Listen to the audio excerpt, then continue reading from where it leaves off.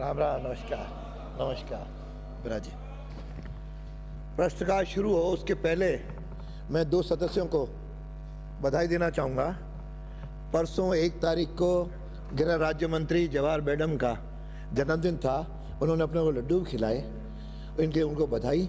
और आज विपक्ष के नेता टीकाराम जूली जी का ऑफिशियल जन्मदिन है।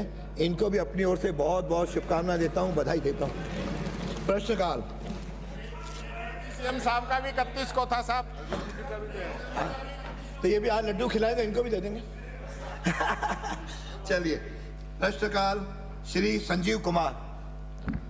प्रश्न संख्या 1। माननीय मंत्री जी। जिला हनुमानगढ़ को स्नातक स्तर से स्नातकोत्तर महाविद्यालय पीजी में क्रमोन्नत करने किए जाने का वर्तमान में कोई प्रस्ताव विभाग में विचाराधीन नहीं है। माननीय सदस्य। माननीय अध्यक्ष महोदय, मैं आपके माध्यम से माननीय उच्च शिक्षा मंत्री महोदय से पूछना चाहूँगा कि सरकार के द्वारा किसी राजकीय महाविद्यालय को स्नातक स्तर से स्नातकोत्तर में क्रमोन्नत करने के क्या क्या मानदंड निर्धारित है तथा क्या राजकीय महाविद्यालय भादरा इन निर्धारित मानदंडों को पूरा करता है। मंत्री जी। माननीय अध्यक्ष महोदय, आपके मार्फत माननीय सदस्य को कहना चाहूँगा कि क्रमोन्नत करने के कोई मापदंड नहीं है, लेकिन जो यूजी में बच्चों की संख्या के आधार पर किया जाता है। लेकिन माननीय सदस्य की बात यह है कि उस महाविद्यालय में बच्चों की संख्या ज़्यादा है और निश्चित रूप से आने वाले समय में जब भी क्रमोन्नत अगले सेशन में किया जाएगा तो फर्स्ट प्रायोरिटी से इनके महाविद्यालयों को क्रमोन्नत किया जा सके। माननीय अध्यक्ष महोदय, राजकीय महाविद्यालय भादरा में करीब 700-800 से अधिक छात्र और इनके साथ साथ जो निजी महाविद्यालय है उनको जोड़ करके हजारों छात्र छात्राओं को स्नातकोत्तर की पढ़ाई के लिए 60-70 किलोमीटर बाहर जाना पड़ता है या हरियाणा प्रदेश में जाना पड़ता है और निजी शिक्षण संस्थाओं में पढ़ाई के लिए महंगी पढ़ाई स्नातकोत्तर की उनको करनी पड़ती है। तो मैं आपके माध्यम से छात्रों की परेशानी को देखते हुए मैं माननीय मंत्री महोदय से निवेदन करूंगा, पूछना चाहूंगा कि कब तक इस राजकीय महाविद्यालय भादरा को स्नातकोत्तर में क्रमोन्नत कर दिया जाएगा। माननीय मंत्री। वैसे तो माननीय अध्यक्ष महोदय, मैंने माननीय सदस्यों को कह दिया आपके मार्फत कि जब भी अब अगले सेशन में जब भी क्रमोन्नत किए जाएंगे तो इनके महाविद्यालय को फर्स्ट प्रायोरिटी लेते हुए किया जाएगा। अगला प्रश्न। इसमें कुछ है नहीं, ये क्या क्रमोन्नत करने के मापदंड नहीं है डिपार्टमेंट में? यूजी के मापदंड है, लेकिन पीजी क्रमोन्नत करने के ऐसे नहीं है जो बच्चों के आधार पे, बच्चों की संख्या के आधार पे किया जाता है। कुछ तो होगा ना साहब। चलो अगला प्रश्न। ये तो नहीं कह सकते साहब मापदंड ही नहीं है। डॉक्टर जसवंत सिंह, अगले प्रश्न। चाहे बच्चों पे हो चाहे कैसे भी हो, मापदंड तो हो गई। ऐसा तो हो ही नहीं सकता कि मापदंड ही नहीं हो, जो मर्जी जो हो जाएगा। चलिए, डॉक्टर जसवंत यादव। संजीव जी ने धन्यवाद दे दिया। मैंने धन्यवाद दे दिया, साहब कर रहे हैं, घोषणा कर दी, मैंने धन्यवाद दे दिया। पूछने वाले सदस्य ने दे दिया। चलो डॉक्टर जसवंत यादव। प्रश्न संख्या 2। माननीय मंत्री जी। अध्यक्ष महोदय, जी हाँ, राजकीय औद्योगिक प्रशिक्षण संस्थान बरडोत कोटपुतली बहरोड बजट घोषणा 2025-26 में स्वीकृत है। राजकीय औद्योगिक प्रशिक्षण संस्थान मांडन बहरोड अलवर बजट घोषणा 2022-23 में स्वीकृत है। राजकीय औद्योगिक प्रशिक्षण संस्थान मांडन एवं राजकीय औद्योगिक प्रशिक्षण संस्थान बरडोत वैकल्पिक व्यवस्था के तहत कैंप राजकीय ITI नीमराणा में संचालित है। कलेक्टर द्वारा पत्र लिख दिया गया है और 2 हेक्टेयर जमीन चारागाह ग्राम हुडिया खुर्द तहसील मांडन की भूमि की किस्म खारिज कर राजस्थान भू राजस्व नियम 1963 के तहत राजकीय ITI मांडन की स्थापना हेतु निशुल्क आवंटित कर दी गई है और संस्थान बरडोत के लिए जमीन का चिन्हीकरण कर दिया गया है ग्राम बरडोत में और 1.5 हेक्टेयर किस्म चारागाह में से भूमि का आवंटन नवीन प्रस्तावित जो रेवेन्यू डिपार्टमेंट है उसको लिख दिया गया है। माननीय सदस्य। माननीय अध्यक्ष महोदय, मैं मंत्री जी से पूछना चाहता हूं कि पहले तो धन्यवाद देना चाहता हूं माननीय मुख्यमंत्री जी को और मंत्री जी को कि इन्होंने मेरे यहाँ 2 ITI दे दी, इससे बच्चों को रोज़गार मिलेगा। अब मैं तो एक ये पूछना चाहता हूँ कि ये ज़मीन कब तक अलॉट हो जाए, क्योंकि पत्र लिखना, पत्र चलना ये तो बहुत बार हो चुका है। तो मुझे कोई टाइम बाउंड बताएंगे कि तब तक आप इसका शिलान्यास हो जाएगा? ये बस मुझे क्वेश्चन पूछना है। माननीय मंत्री जी, सकता हूं कि जसवंत जी जो वहाँ के विधायक हैं, हमारे विभाग के पहले मंत्री भी रहे हैं, जो उन्होंने बात कही कि पत्र चलता है, उसके लिए मैं बतलाना चाहता हूं कि ये सरकार अभी भारतीय जनता पार्टी की, भजनलाल जी के नेतृत्व की सरकार है, उसका मैं उदाहरण देना चाहता हूं। जो 2 ITI हैं उसमें से एक ITI पिछली सरकार ने सैंक्शन करी थी, लेकिन उसकी ज़मीन जो चिन्हित हुई थी वो 2022 के अंदर जो ज़मीन चिन्हित हुई थी वो रिजेक्ट हो गई। लेकिन 2022 से लेकर 23 दिसंबर तक कोई नई ज़मीन का चिन्हीकरण नहीं करा गया। हमारी सरकार के आते ही 6 अलग अलग स्थान चिन्हित करे गए जिनको रिजेक्ट करा गया, और उसके बाद में 7वां स्थान हमने चिन्हित कराया। कहने का मतलब है कि हमारे 1.5 वर्ष के अंदर ही हमने कई स्थान कलेक्टर ने बताए, उनको हमने देखा, रिजेक्ट करा, और हमारे विभाग उनके पीछे पड़ा हुआ था, तब जाकर 7वीं जमीन अलॉट हुई जिसे हमने एक्सेप्ट करी। यहाँ अध्यक्ष महोदय मैं कहना चाहता हूं कि ये केवल कोई विधायक ही नहीं है जो चाहते हैं कि ITI उनके पास आए, ये हमारा स्किल विभाग है जो चाहता है कि हमारा ITI वहां पर आए। इस कारण से हम वहां पे काम कर रहे हैं। तो निश्चित रूप से जो दूसरा ITI है वो भी बहुत ही जल्द इसको स्वीकृति मिल जाएगी। हो गया? के प्रश्न हटा रहा हूँ मैं। मुझे कोई टाइम बाउंड बता सकते हैं? 1 साल में, 6 महीने में, 1.5 साल में, 2 महीने, कब हो जाएगी? सिर्फ भाई इतना से बात पूछनी मुझे तो। बैठिए, माननीय मंत्री देना चाहेंगे? वैसे तो उत्तर आ गया। चलिए अगला प्रश्न श्री पब्बाराम विश्नोई। माननीय अध्यक्ष महोदय, मुझे प्रश्न का जवाब मिला है, मैं सीधा प्रश्न करना चाहता हूँ। ठीक है, पूछिए। माननीय अध्यक्ष महोदय, मेरा विधानसभा क्षेत्र भारत पाकिस्तान बॉर्डर पे पड़ता है, और वहाँ थार में पानी की क्या स्थिति होती है, और वहाँ पर मेरे विधानसभा क्षेत्र में बड़ी संख्या में नकारा ट्यूबवेल और कोरट ट्यूबवेल की संख्या बड़ी है। अब उनको अगर ठीक नहीं किया जाएगा तो पानी की बहुत समस्या होगी आगे गर्मी के सीजन में। और माननीय मुख्यमंत्री जी के जिस समय में वहाँ पर हम गए थे, चर्चा चली थी, तो ये विषय रखा भी था। तो मेरा आपसे निवेदन है कि इन नकारा ट्यूबवेलों को आप कब तक स्वीकृत करा के चालू करवा देंगे ताकि आने वाली गर्मियों में कोई समस्या ना आए? माननीय मंत्री जी। माननीय अध्यक्ष महोदय, माननीय सदस्य के विधानसभा क्षेत्र पलोदी में 95 नलकूप ऐसे थे जो सूख गए थे। उनमें से 63 नलकूप निर्माण बजट उपलब्ध है और इनकी बहुत जल्दी हम बजट देके इनको ठीक कराएंगे। 32 नलकूप ऐसे जिनके वहाँ पे भूजल है नहीं, इसकी जांच करने के बाद में इनको बहुत जल्दी हम ठीक करा के, इसके अलावा भी एक्स्ट्रा और भी इनके अलावा अभी हमने चेक किया जी हर, क्योंकि इस बार ईश्वर की मेहरबानी की वजह से खूब वाटर लेवल बढ़ेगा। जहाँ जहाँ भी कोई भी खराबी होगा 100% ठीक करेंगे। हाँ, माननीय सदस्य। माननीय अध्यक्ष महोदय, मैं मेरा दूसरा प्रश्न पूछता हूँ। मेरे नगर पालिका क्षेत्र है बाप, और बाप के अंदर नगर पालिका क्षेत्र में एक SR है, यानी कि एक उच्च जलाशय है और 3 गांव भी उससे पीते हैं। ऐसी परिस्थिति के अंदर पानी की इतनी विकट समस्या रहती है कि रोजाना कोई घड़े लेकर के जा रहा है, कोई कुछ लेकर के जा रहा है, कुछ टैंक लेकर के सप्लाई कर रहा है। तो ऐसी इस परिस्थिति को निवारण के लिए कम से कम 2 SR उस नगर पालिका क्षेत्र में, उन क्षेत्र गांव के क्षेत्रों के लिए अगर आप स्वीकृत करेंगे तब जाकर के इस पानी की समस्या का निवारण होगा। तो क्या आप बाप नगर पालिका क्षेत्र में SR स्वीकृत करने का मानस रखते हैं? माननीय मंत्री जी। माननीय अध्यक्ष महोदय, राजस्थान में पानी की व्यवस्था हो, चाहे गाँव में हो, शहरों में हो, इसके लिए देश के यशस्वी प्रधानमंत्री मोदी जी ने जल जीवन मिशन गाँव के लिए चालू किया।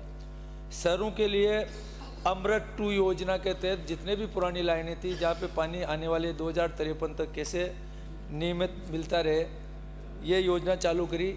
माननीय सदस्य की जो बाप जो नगर पालिका है अभी नहीं बनी है, इसके लिए भी हम बहुत जल्दी कोई योजना के तहत योजना लेके आएंगे। जो नगर पालिका उनको भी हम अमृत 2 की जैसे ही कोई योजना में जोड़ेंगे। और माननीय सदस्यों को मैं आश्वस्त करता हूँ कि इनके 1 या 2 जो भी SR की जो मांग है मैं इनके बैठे बैठे नहीं, नो, इनके- ये परमिशन आपको नहीं है, अंकित नहीं, बीच में इनके- कोई खड़ा नहीं। अपनी व्यवस्था है, पूरक प्रश्न जो प्रश्न पूछने वाला पहले 2 पूछ लेगा, विपक्ष का नेता यदि उसमें बताएंगे तो वो प्रश्न खड़ा करेगा, और कोई नहीं। माननीय अध्यक्ष महोदय, इनको मैं आश्वस्त करता हूं कि इनकी जो बाप जो नगर पालिका, इनके लिए मैं सर्वे करा के जहाँ पे 1 या 2 जहाँ भी ESR बनाए हम बना के देंगे। 2 तो हो गए, चलो अगला प्रश्न श्री डूंगरराम केदार। प्रश्न संख्या 4। माननीय सर, मंत्री जी, उत्तर मिल गया है मुझे, चलिए उत्तर मिल गया, पूरा पूछिए। लेकिन आधा अधूरा मिला है। मैं आपके संरक्षण में ये चाहता हूं कि मैंने ऑनलाइन 12/8/2025 को प्रश्न लगाया, जिसके अंदर मैंने 4 पॉइंट लिख करके दिए, और सब्जेक्ट के अंदर भी मैंने जालंधर केमिकल युक्त पानी नहरों में पर प्रभाव, भाखड़ा सिंचाई परियोजना, सूरतगढ़ विधानसभा क्षेत्र की सिंचाई संरचनाओं की स्थिति के बारे में लिखा। लेकिन प्रश्न जो आगे भेजा गया विधानसभा की ओर से, वो मात्र पहला जो पॉइंट है उसको ही आधा भेजा गया है। बाकी सारे के सारे 3 प्रश्न ये ऑनलाइन लगाए हुए हैं, बाकी पूरे के पूरे 3 प्रश्न आगे भेजे ही नहीं गए हैं, जिनके उत्तर कहाँ से आएंगे मेरे पास। अध्यक्ष महोदय, अध्यक्ष महोदय, अध्यक्ष महोदय, नो, अनुमति नहीं है, बैठिए। अध्यक्ष महोदय, नहीं, हमके नहीं, अनुमति नहीं है। अध्यक्ष महोदय, अध्यक्ष महोदय, वो उनको अनुमति है। अरे अब मैं बता रहा हूँ, हाँ, उसमें अध्यक्ष महोदय, माननीय सदस्य, अध्यक्ष महोदय, 1 मिनट मेरी सुनिए। प्रश्न की ग्राह्यता के संबंध में स्पीकर साहब के अधिकार को कोई सदस्य चुनौती नहीं दे। माननीय उसके में माननीय सदस्य, नहीं, बैठिए, बैठिए, कोई नहीं, देखो ऐसा नहीं, बैठिए, अगला आपके प्रश्न नहीं आएंगे, बैठिए, बैठिए, नहीं, इसका व्यवस्था मैं दे रहा हूँ, व्यवस्था मैंने दी है ये। अरे मेरे से जुड़ा हुआ प्रश्न है माननीय सदस्य, अरे मैं दे रहा हूँ ना, आप तो बैठिए। आप क्या किससे पूछे बोल रहे हो? वो तो बिना पूछे बोल रहे हो, आप किससे पूछे बोल रहे हो? माननीय सदस्य, आप जब प्रश्न लगाते हैं उसके बाद संबंधित विभाग अपनी उस पर टिप्पणी करता है। यदि सही होती है तो उनकी टिप्पणी मान ली जाती है, नहीं होती तो नहीं होती। अग्राह्य से लेकर के कोई मुद्दा लंबा है, कोई कोर्ट में विचाराधीन है, कहीं और है, उस अनुसार ये निर्णय मेरा है। सर, आपको इस पे कोई पूरक प्रश्न पूछना है तो पूछिए। पूरक प्रश्न पूछना, लेकिन ऐसा आप सर संज्ञान लें, ऐसा कोई भी बात नहीं है जो विधान यानी मंत्री जी के संज्ञान में नहीं है। मैंने उसको निरस्त किया है, मैंने उसको निरस्त किया है। 50 पेज की भी रिपोर्ट आई है, अब तो सब ऑनलाइन है, 1000 की सब ऑनलाइन, लेकिन इसमें कई पूरा जवाब आने दो ना। ये यहाँ का मुद्दा नहीं है, माननीय सदस्यों का ये तो सबका ही है साहब, चर्चा करें। मेरी व्यवस्था को चैलेंज नहीं कर सकते हो। आपकी व्यवस्था को चैलेंज नहीं कर, मैंने कर दिया। मेरा निवेदन है आपसे, मैंने किया है। कोई पहला क्वेश्चन नहीं है, हमेशा क्वेश्चन लगता है सब। मैंने अगला किया है। अब आप क्या बोल रहे हैं? मैंने दे दी व्यवस्था, मैंने व्यवस्था दे दी। आपको इस पे कोई पूरक प्रश्न पूछना है, माननीय सदस्य पूछिए। पूरक प्रश्न मेरा अध्यक्ष महोदय ये है, वो आप पूछे, आपका अधिकार है। पूरक प्रश्न मेरा अध्यक्ष महोदय ये है कि पिछले 1.5 साल में, यानी इस पानी को रोकने के लिए, जो गंदा पानी जालंधर की फैक्ट्रियों के माध्यम से आ रहा है, इसको रोकने के लिए सरकार ने क्या प्रयास किए हैं? एक, माननीय मंत्री जी। माननीय अध्यक्ष महोदय, पंजाब से जो सतलुज नदी के अंदर जो पानी आता है, गंदा पानी आता है, इसके लिए इसकी कमेटी बनी थी 2018 में। ये इस कमेटी में केंद्रीय प्रदूषण नियंत्रण बोर्ड के अलावा इसमें श्री बलबीर सिंह सीचेवाला, केंद्रीय प्रदूषण नियंत्रण बोर्ड का प्रतिनिधि नोडल ऑफिसर, राजस्थान प्रदूषण नियंत्रण मंडल बोर्ड, पंजाब प्रदूषण नियंत्रण मंडल बोर्ड तथा पंजाब अर्बन डेवलपमेंट विभाग के प्रतिनिधि का सम्मिलित किया गया था। ये सब करके पंजाब सरकार को डायरेक्शन दिया था कि आप इसके शुद्ध पानी करने के लिए STP, ETP वगैरह बनाए। इनमें से लगभग 57 STP का तो काम चल रहा है, बन चुकी है, और लगभग 10 STP का निर्माण चालू है। ये जब कंप्लीट होने के बाद के अंदर इसमें जो गंदा पानी आने की शिकायत है वो नहीं आएगी। पूछिए, दूसरा पूछा। ये तो पुरानी बात बता रहे हैं, 22 में ये हुआ, 18 में ये हुआ, 2011 में ये हुआ। मैं तो 1.5 साल की बात पूछ रहा हूँ साहब, पहले प्रश्न में। दोनों कोई कहना है? माननीय अध्यक्ष महोदय, ये जो पानी आता है ये पंजाब से आता है। पंजाब के अंदर बोर्ड ने उनको डायरेक्शन दे रखा है, बार बार पंजाब सरकार ऊपर लिख रहे हैं भाई जल्दी से जल्दी इस काम को पूरा करें, पूरा होने के बाद में गंदा पानी रुकेगा। अगला प्रश्न श्री फूल सिंह मीणा। बैठिए, हो गए, 2 हो गए आपके, 2 हो गए, 9 हो गए। अब आपका नेता बोल रहा है, अरे आपके नेता बोल रहे हैं, अरे आपके नेता बोल रहे हैं, नेता को नहीं मानते हो क्या? नेता को तो मान रहे हैं साहब, उसके ही दो क्वेश्चन उसके ही नहीं पूरे हुए कि वो भी जवाब नहीं दे पाए। मेरा सीधा सा प्रश्न है कि आपने आखिरी बार इस पानी की कब जांच कराई थी? कैंसर से जो लोग मर रहे हैं उसकी जिम्मेदारी किसकी है? और आपने पंजाब सरकार का नाम लिया, तो आपने पंजाब सरकार के साथ क्या कदम उठाए हैं और क्या आपने एनजीटी में कोई इसके लिए पीआईएल भी दायर की है? ये मैं पूछना चाहता हूं। माननीय मंत्री, अरे आपको किसी ने कहा? अरे आपको किसी ने कहा क्या?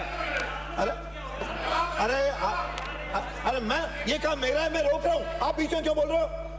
आप बैठिए। माननीय अध्यक्ष महोदय, बीकानेर कैनाल के आरडी 368 पे राजस्थान पंजाब बॉर्डर पे रियल टाइम वाटर क्वालिटी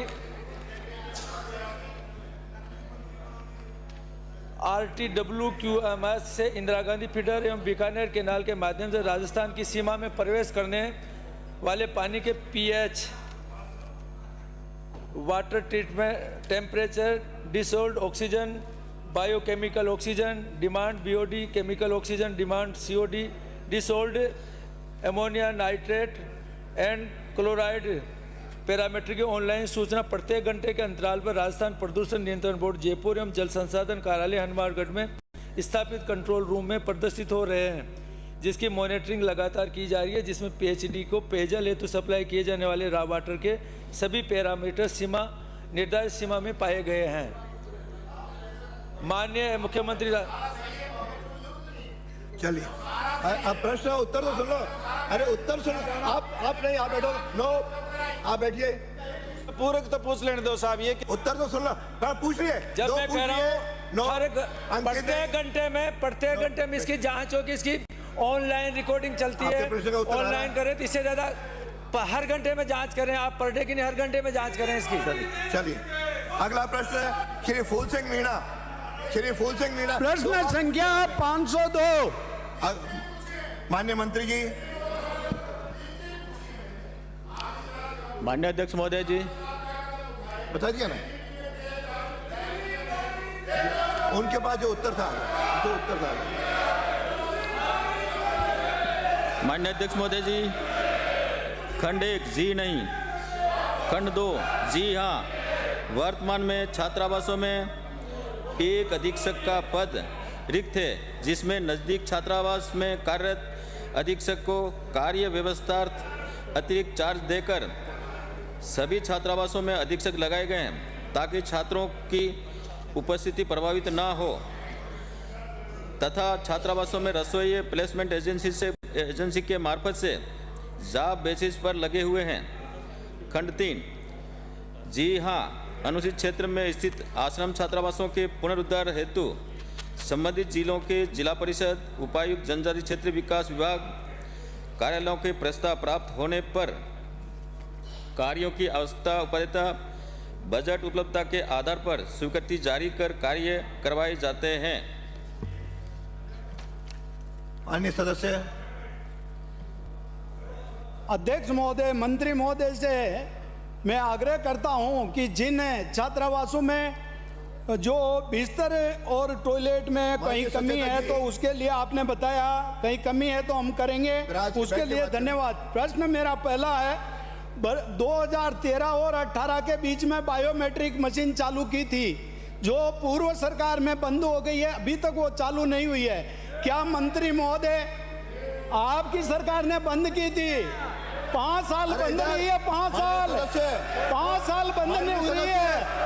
माननीय सदस्य, उसको चालू करने का अध्यक्ष को संबोधित करिए तो कब तक? माननीय मंत्री जी। माननीय अध्यक्ष महोदय जी, माननीय सदस्य की चिंता वाजिब है, क्योंकि बच्चे आते हैं, कितने आते हैं कितने नहीं आते हैं, और वहाँ पर कई प्रकार की अनियमितता होती है। अगर पारदर्शिता से पोस्ट मशीन चालू हो जाए तो निश्चित रूप से हम देख पाएंगे कि कितने लड़के हैं, तो उसका भी ध्यान रखें। निश्चित रूप से अगर बंद हुई है तो मैं आपको आश्वासन देता हूं कि इसको दिखा करके अगर है तो इसको शुरू करने का प्रयास करेंगे। हम अगला प्रश्न मेरा ये है कि बालिका छात्रावास के अंदर वार्डन रात को नहीं रहती है तो उनको पाबंद करें, क्योंकि बालिका छात्रावास में जो महिला वार्डन है वो अगर नहीं रहे तो रात को बालिकाओं की सुरक्षा के लिए क्या इंतजाम है? माननीय मंत्री जी। मोदी जी, वार्डन को वहाँ रहने के सख्त निर्देश हैं, वहाँ रहना चाहिए। आप कह रहे हैं कि वार्डन नहीं रहती है तो नहीं रहते। अरे सुनो ना, अरे सुनो भाई, आप सुनिए, पूरा जवाब तो सुनिए। अरे सुनो तो सही। आप शिकायत दोगे तो हम कार्रवाई करेंगे ना। उसके बाद में हमारे हॉस्टलों में चौकीदार भी है, वो पूरा टाइम वहीं रहता है। और आपने मुझे कहा कि नहीं रहती, तो आप शिकायत आज आपने कहा है, निश्चित रूप से उसकी जांच कराकर उसके खिलाफ सख्त से कार्रवाई करेंगे। अगला प्रश्न श्री रामकेश। प्रश्न संख्या 6। माननीय मंत्री जी। माननीय अध्यक्ष महोदय, वर्तमान में ऐसा कोई प्रस्ताव विचाराधीन नहीं है, लेकिन प्रकरणों की राजस्व न्यायालयों में नियमित सुनवाई की जाकर दुरुस्तीकरण की कार्रवाई की जा रही है। माननीय सदस्य। मैं आपके माध्यम से मंत्री जी से ये जानना चाहता हूँ कि ये गलत इंदिराज के जो प्रकरण है राजस्थान में, ये बहुत लंबे समय से चले आ रहे हैं। तो मेरा पहला प्रश्न तो आपसे ये है कि कितने प्रकरण लंबित हैं, और दूसरा मेरा ये सवाल है कि इनमें से शमशान, कब्रिस्तान, सार्वजनिक स्थानों को चाकुआ है, बावड़ी है, हताई है, जिनके रास्ते विलोपित हो गए, ऐसे प्रकरण कितने हैं? और क्या सरकार अभियान चला करके, आपने अभी तो ये कह दिया कि भाई कोई प्रस्ताव विचाराधीन नहीं है, ये प्रस्ताव कहाँ से आएगा? दिल्ली से आएगा क्या? ये आपको ही बनाना है, आपके विभाग को बनाना है? आपके राजस्व अधिकारी चाहते हैं कि लोग, जनता इनके यहाँ अदालतों में चक्कर काटती रहे, 40-40, 50-50 साल हो गए। दूसरा, माननीय अध्यक्ष महोदय, शमशान के लिए अगर कोई गलत दुरुस्ती हो गई, इंदिराज वो हो गया विवरण, उसके लिए कौन जाएगा? जब राजस्व न्यायालय में अगर कोई सार्वजनिक स्थानों के लिए कोई जाएगा नहीं, तो उनका दुरुस्तीकरण कैसे होगा? माननीय मंत्री जी, ये मैं आपसे जानना चाहता हूँ। माननीय मंत्री जी। राजस्व अभिलेख में गलत इंतजा की जानकारी होने पर एवं प्रार्थी द्वारा आवेदन करने पर राजस्थान भू राजस्व अधिनियम 1956 की धारा 136 बैठे रहे। माननीय सचेतक, आपको तो नियंत्रित करना है के तहत इंतजार आप पूछ रहे। Rajasthan land record rules. माननीय सदस्य पूछ लिए, फिर आपका एक पूरा प्रश्न और पूछना। आप 1957 के नियम 166 के तहत लिपि की त्रुटि सेग्रीगेशन त्रुटि को शुद्ध करने की कार्रवाई निरंतर रूप से चलती आ रही है।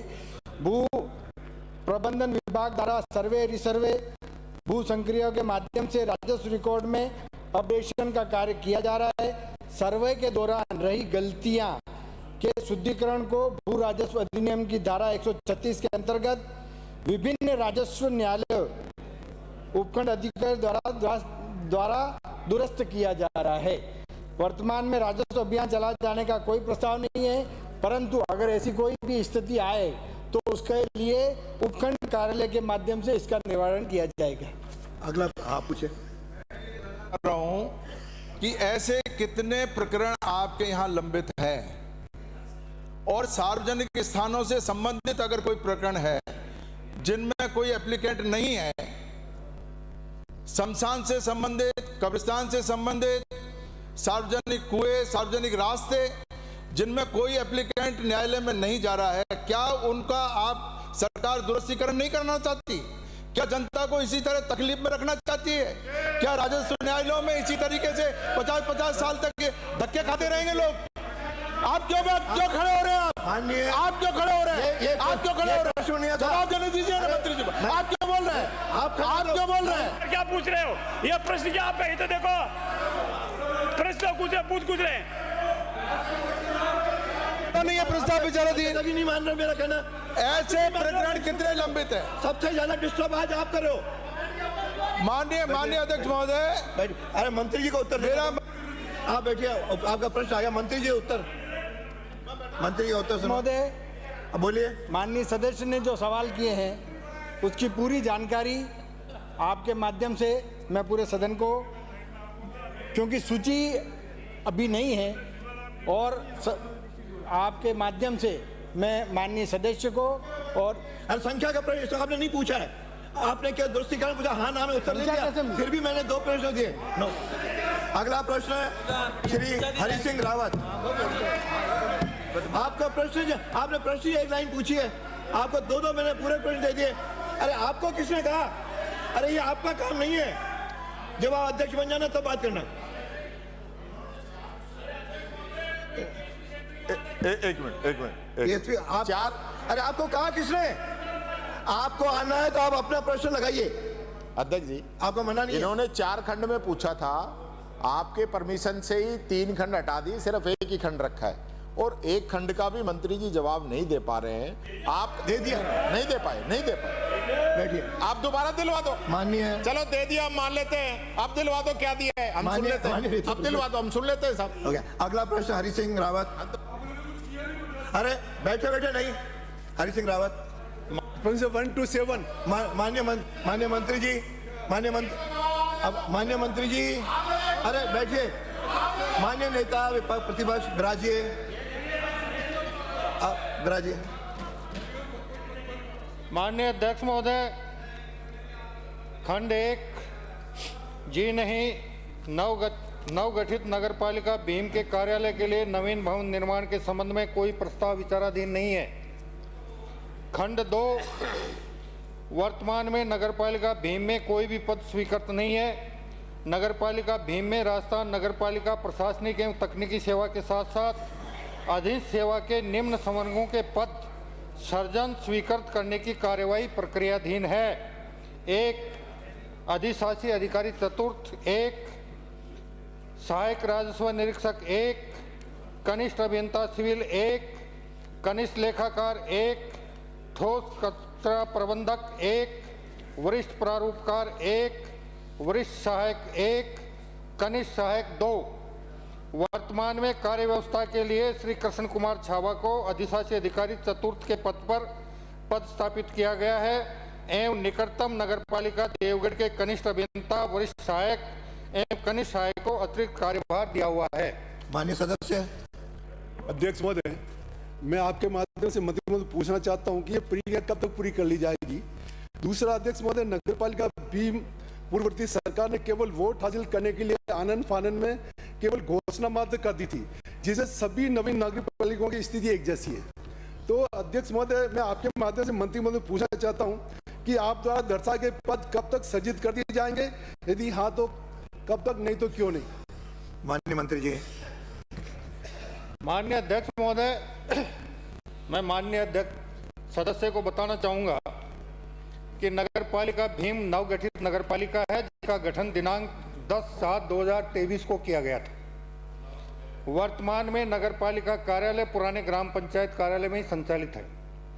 राज्य की 79 नगरीय निकायों में राजस्थान नगरपालिका प्रशासनिक एवं तकनीकी सेवा अधिशासी अधिकारी चतुर्थ 1 पद, साथ ही अधीन सेवा के सहायक राजस्व निरीक्षक 1 पद, कनिष्ठ अभियंता सिविल का 1 पद, कनिष्ठ लेखाकार का 1 पद, ठोस कचरा प्रबंधक का 1 पद, वरिष्ठ प्रारूपकार का 1 पद, वरिष्ठ सहायक का 1 पद और कनिष्ठ सहायक के 2 पदों के सृजन स्वीकृत करने हेतु पूर्व में दिनांक 2 मई 2025 को पत्रावली वित्त विभाग को प्रेषित की गई थी।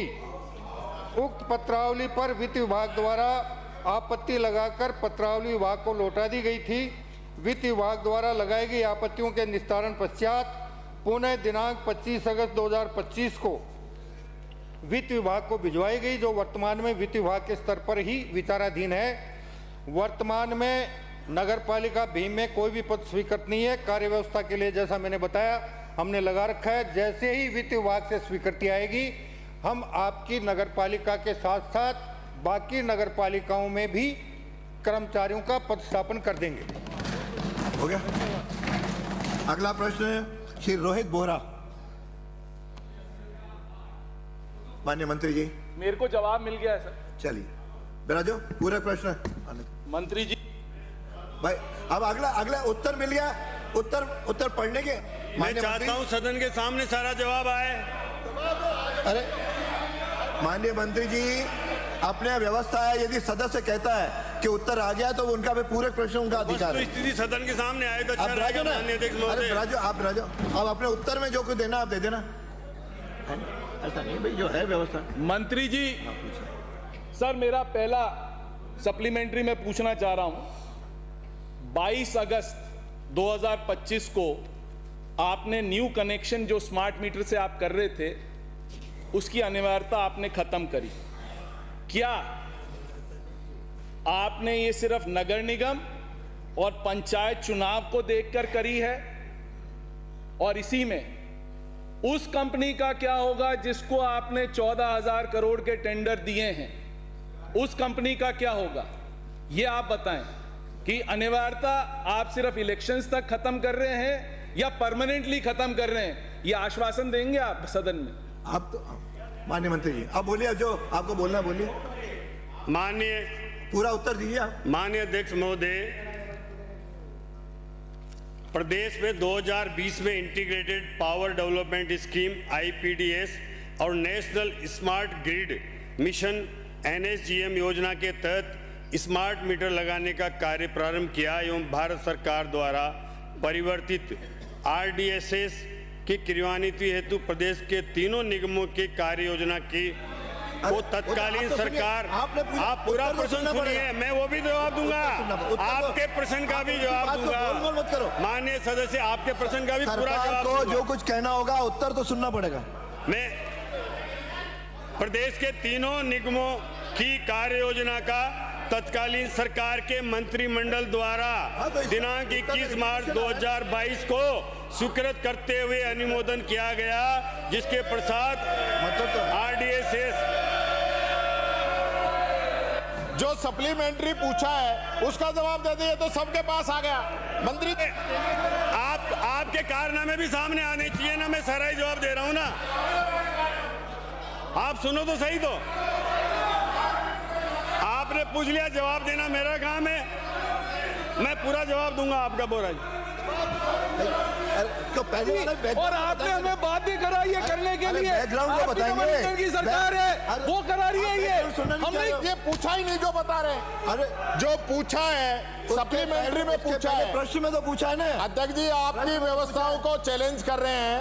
आपने कहा जो सदस्य अगर इसको नहीं चाहता तो उसको सीधा सप्लीमेंट्री पूछने का अवसर मिलेगा। उत्तर है तो अरे आप बहस आप तो बोलो अपना। देखिए, आपका प्रश्न पूछने का अधिकार है, उत्तर देने का अधिकार मेरा है, मुझे रोका नहीं जा सकता उत्तर देने से। माननीय नेता प्रतिपक्ष, आप रोक रहे हैं, ये मेरे अधिकार का हनन कर रहे हैं। माननीय अध्यक्ष महोदय, ये जनता के सामने स्थिति आनी चाहिए। अरे माननीय सदस्य, आज मैं सप्लीमेंट्री का उत्तर पहले दे देता हूँ। तो ये भी आप बैठिए माननीय, मैं सप्लीमेंट्री का उत्तर दे रहा हूँ, वो भी पूरा दूंगा। आपने पूछा है कि हमने स्मार्ट मीटर लगाने के लिए जो सरकारी कार्यालयों में, आपको भी अनुमति दूंगा, पहले उनका आ जाने दीजिए। अरे सुनो तो सही साहब, आने दीजिए सदन में। माननीय अध्यक्ष महोदय, हमने सरकारी कार्यालयों में अभी मीटर लगाने की प्रक्रिया को तेज इसलिए किया क्योंकि RDSS योजना केंद्र की योजना है। वहां से हमें इसमें यह गाइडलाइन आई कि 25% इसके मीटर सरकारी कार्यालयों में नहीं लग जाएंगे जब तक हम इस योजना के लिए केंद्र से मिलने वाली राशि का हम प्राप्त नहीं कर सकते। तो हमने पहले ये सोच करके कि पहले हम केंद्र की जो गाइडलाइन है उसके अनुसार 25% हमने सरकारी कार्यालयों में वो मीटर लगा दिए हैं, इसलिए हमने ये तेजी से लगाए। और दूसरा आपका प्रश्न है कि हम जो नए कनेक्शन पे या मीटर जले हुए हैं उन पर स्मार्ट मीटर लगाने के लिए हमने ये गाइडलाइन की थी।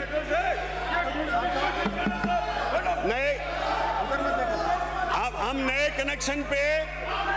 नए कनेक्शन पे हमने वापस पुराने जो इलेक्ट्रॉनिक मीटर थे वो इसलिए लागू किए कि क्योंकि हमारे यहाँ पर पेंडेंसी ज़्यादा हो गई थी, स्मार्ट मीटर लगाने वाला जो संवेदक है वो बराबर उनकी लगाने का काम देरी से कर रहा था, समय पर नहीं कर रहा था। इसलिए हमने इस गाइडलाइन को परिवर्तित करते हुए ये कहा कि हम उपलब्ध होगा और नहीं देर से होंगे तो हम स्मार्ट मीटर की जगह सामान्य मीटर से भी जनता के कनेक्शन करेंगे ताकि जनता को मीटर लगा कनेक्शन में देरी ना हो।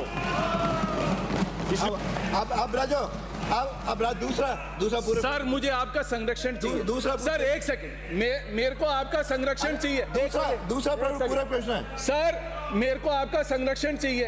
एक सेकंड, अरे एक सेकंड इंदिरा, एक अरे माननीय मंत्री जी राजो एक मिनट, दूसरा आने दो फिर आप बताना ना, आपको उत्तर देने का अधिकार है। सर मेरे को आपका संरक्षण चाहिए, मैं आपसे कुछ कह तो सकता हूं सर। मैंने इनसे क्वेश्चन पूछा, आपने जो अगस्त 25 में ये नोटिफिकेशन निकाला कि भाई स्मार्ट मीटर लगाने की अनिवार्यता नहीं है, मैंने ये क्वेश्चन पूछा क्या आपने ये नगर निगम और पंचायत राज चुनाव को देख के ये अधिसूचना निकाली? अरे यार चुप रहो, सुनो। अरे पूरा प्रश्न आने दो ना।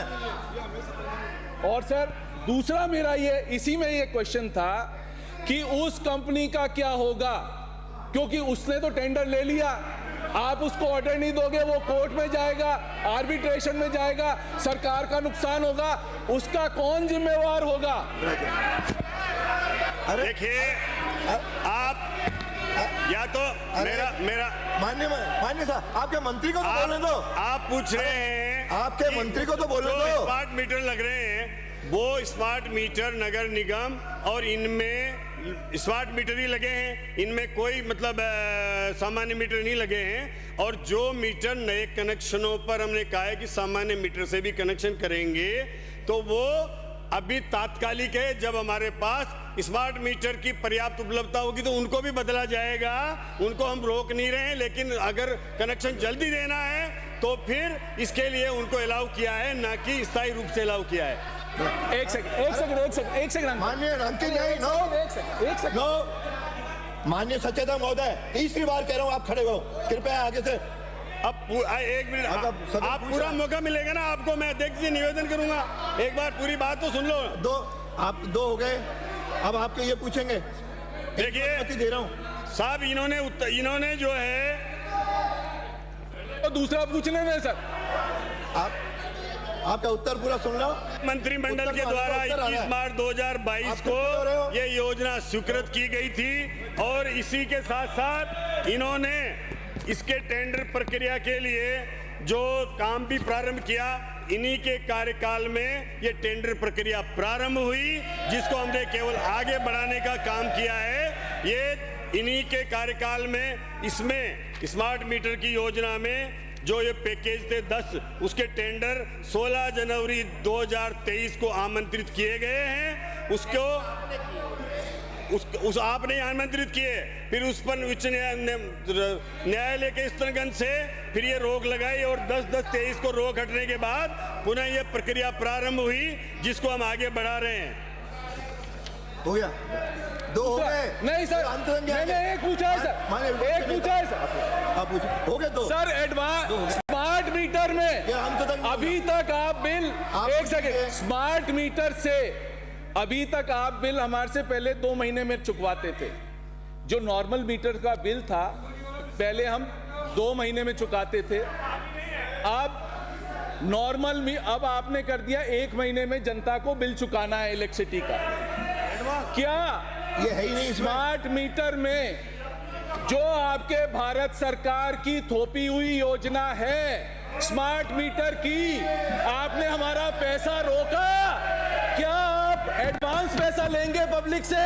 और दूसरी चीज जो CEW है, council of electricity and environment and water, उसमें जो 33% उनने एडवांस में जो पैसा दिया लोगों ने, उनकी लाइटें आपने काट दी। ये ऑल ओवर इंडिया का सर्वे है, आपकी स्टेट का नहीं है। ये CEW का सर्वे है जो ये कहता है कि 33% एडवांस वालों के बिजली के मीटर कट नहीं। अरे प्रश्न पूछे, ये प्रश्न हो गया। माननीय मंत्री जी, माननीय अरे अध्यक्ष महोदय, आपने कहा है कि स्मार्ट मीटर जो है वो हमने थोपी भी योजना नहीं है। स्मार्ट मीटर में आरडीएसएस में ये ऑप्शन है कि अगर स्टेट चाहे तो वो स्मार्ट मीटर की योजना को स्वीकृत करे, स्टेट नहीं चाहे तो नहीं करे। आपके कई राज्यों ने इसको स्वीकृत नहीं किया, स्वीकार नहीं किया, तो वहां नहीं लग रहे। कर्नाटक में आपके यहाँ लग रहे हैं क्योंकि आपने उस समय अपने मंत्रिमंडल में इसको स्वीकार किया है। वहां क्यों लग रहे हैं, वहां नहीं लग रहे? अरे माननीय सदस्य, आपने स्वीकार किया है। माननीय सदस्य राजो, नो आपके दो हो गए। आप स्वीकार नहीं करते तो ये नहीं लगते। आपके मंत्रिमंडल का माननीय मंत्री जी, अध्यक्ष महोदय, ये मंत्रिमंडल का मेमो मेरे पास है, उषा शर्मा प्रमुख शासन सचिव का। ये एक मंत्रिमंडल की स्वीकृति है आपकी, आपके समय आपने स्वीकार किया इसको। अब आने का हो गया, आपने उत्तर दे दिया और देना है, बोलिए। माननीय अध्यक्ष महोदय, सर्कुलेशन से इन्होंने अप्रूव किया है, मंत्रिमंडल की बैठक में नहीं आया, सर्कुलेशन से अप्रूव किया है मेरे पास मेमो है। चलिए, अब आपने अप्रूव किया है। माननीय मंत्री जी, अगला लास्ट पूछे आप।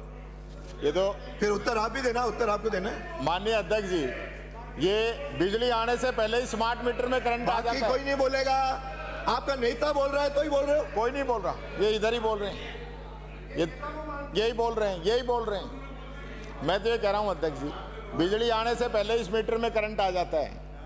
माननीय मंत्री जी, आपने सारे जवाब दिए हैं। मैं तो सीधा सा सिंपल सा आपसे क्वेश्चन पूछना चाहता हूं कि जीनस पावर इंफ्रास्ट्रक्चर लिमिटेड को जयपुर, जोधपुर, अजमेर डिस्कॉम के जो आपने वर्क ऑर्डर जारी किए हैं वो किस तारीख को जारी किए हैं और वर्क ऑर्डर की राशि कितनी है? Question number 1। और क्वेश्चन नंबर दूसरा मेरा ये है, नहीं दो का ऐसे मत रोको आप भी जोगाराम जी, चलो तो। अरे, और दूसरा ये है कि इस फर्म को गोवा सरकार ने 5 अगस्त 2024 को ब्लैकलिस्ट किया था।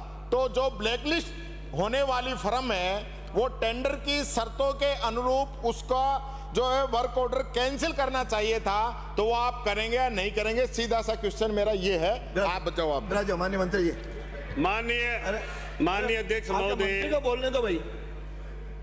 TN संख्या 95 से हमने 16/8/2024 को 16/8/2000 को 96 का 16/8/2000 को 97 का कार्यादेश, और ये 9 जीनस को 9 टेंडर जारी हुए हैं। उसमें 27/8 को 58 नंबर TN, 27/8 को 59 नंबर TN और 60 नंबर TN 27/8 को, और हमारा ये जोधपुर डिस्कॉम में TN नंबर 32, 33, 34, 20/8 को जारी किए गए हैं। ये इनकी जारी करने की तारीख है। हो गए 2024 यानी आपके समय में किए ना। और ये ब्लैक लिस्ट कब हो गई थी वो बता दो। माननीय, मैं बता देता हूँ। माननीय अध्यक्ष महोदय, भारत सरकार ने आरडीएसएस के कार्यों के लिए रूरल इलेक्ट्रिफिकेशन कारपोरेशन REC को नोडल एजेंसी के रूप में नामित किया हुआ है। REC ने स्टैंडर्ड बिडिंग डॉक्यूमेंट्स के अनुसार निविदा प्रस्तुत करने की तिथि को बोलीदाता फर्म ब्लैक लिस्टेड नहीं होनी चाहिए थी। इस दिशा में इन दिशा निर्देशों की प्रक्रिया के दौरान पालना की गई है। राजस्थान डिस्कॉम ने 10 मार्च 2023 को हुई 80वीं डिस्कॉम की कोऑर्डिनेशन फोरम में की बैठक में निर्णय के आधार पर 13 मार्च 2023 को संशोधन किया कि किसी भी निविदा प्रक्रिया में वही फर्म भाग ले सकेगी जो बिड प्रस्तुत करते समय किसी भी राज्य में भारतीय दंड संहिता, भारतीय न्याय संहिता IPC के अंतर्गत किसी अपराध अथवा भ्रष्टाचार अथवा निवारण अधिनियम ICSCT 1988 के तहत किसी मामले में दोष सिद्ध नहीं हुई हो एवं राजस्थान डिस्कॉम में ब्लैक लिस्टेड नहीं हो। और इसके बाद IEC ने 22 जून 2023 को निविदा स्टैंडर्ड बिडिंग डॉक्यूमेंट की शर्तों में बदलाव किया, जिसके अंतर्गत राजस्थान डिस्कॉम ने 6 नवंबर 2023 को द्वितीय संशोधन किया, जिसके अंदर कोई भी फर्म जो कि राजस्थान सरकार के किसी मंत्रालय, विभाग, संस्था से ब्लैक लिस्टेड है तो निविदा प्रक्रिया में भाग नहीं ले पाएगी। इसलिए ये गोवा में ब्लैक लिस्टेड थी, राजस्थान में नहीं थी। इसका संशोधन आपकी सरकार में डिस्कॉम ने किया था, ये उसी को लागू है, ये हमारी कोई जिम्मेदारी नहीं है। अगला प्रश्न हो गया, 25 मिनट हो गए, एक ही प्रश्न को 20 मिनट हो गए, कब तक चलाऊंगा? श्री कालीचरण सराफ, भाई 20 मिनट हो गए, अलग से चर्चा में आ जाओ, चर्चा में प्रश्न तो मैं कर लूंगा, आप इस चर्चा में नोटिस दे दो, मैं आ जाऊंगा, चर्चा में आ जाओ, चर्चा में आ जाओ। कालीचरण सराफ, माननीय मंत्री जी।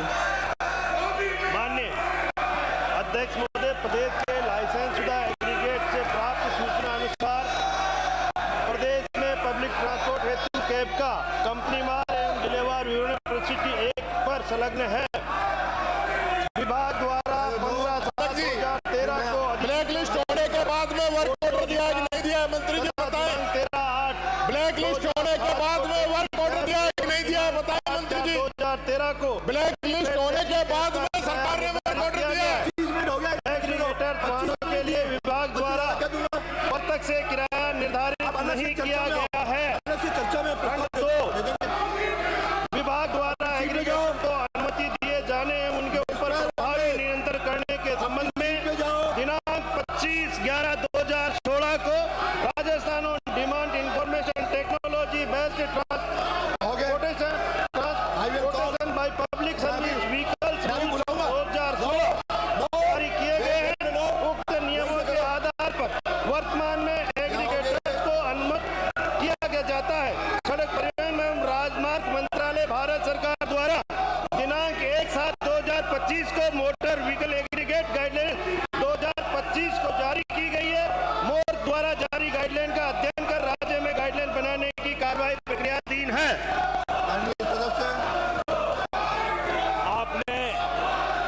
आपने अपने जवाब में बताया कि जयपुर शहर में कई कैब कंपनियों की 20,000 से अधिक कैबें चल रही है और 3 लाख से ज़्यादा लोग रोज इसमें सफर करते हैं। तो आप ये गोलमोल जवाब मत दीजिए, ये बताइए कि आप स्पष्ट पॉलिसी कब तक बनाएंगे, स्पष्ट पॉलिसी कब तक बनाएंगे जिससे जो मनमानी चलती है कैब चालकों की वो नहीं चले।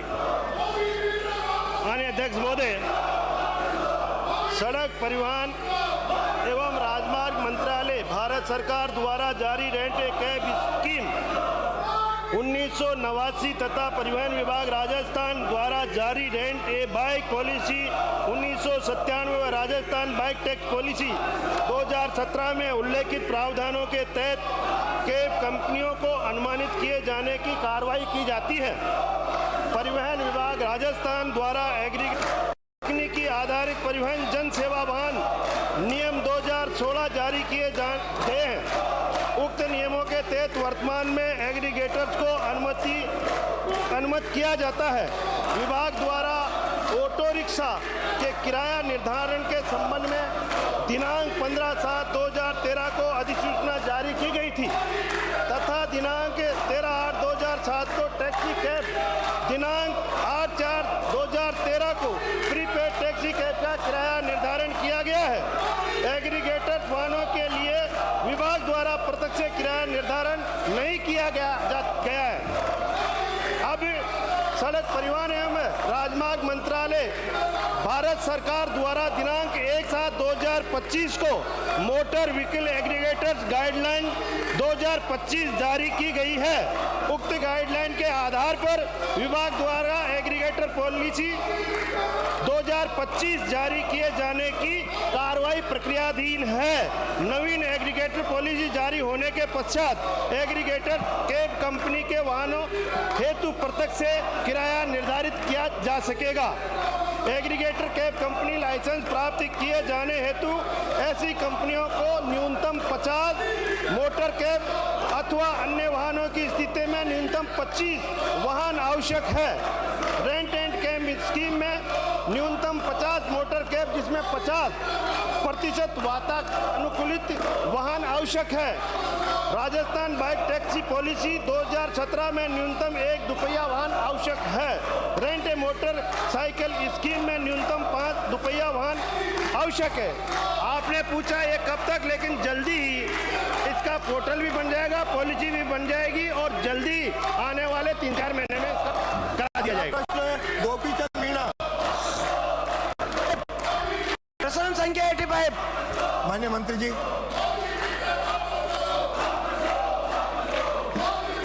अध्यक्ष महोदय, खंड 1 राजस्थान सरकार द्वारा विधानसभा क्षेत्र जहाजपुर के लिए मुख्यमंत्री बजट घोषणा वर्ष 2025-26 में घोषित कोटड़ी उपखंड में नवीन औद्योगिक क्षेत्र रेडवास की स्थापना बाबत ग्राम रेडवास में उपयुक्त भूमि उपलब्ध नहीं होने के कारण रीको को किसी भी भूमि का आवंटन नहीं हुआ।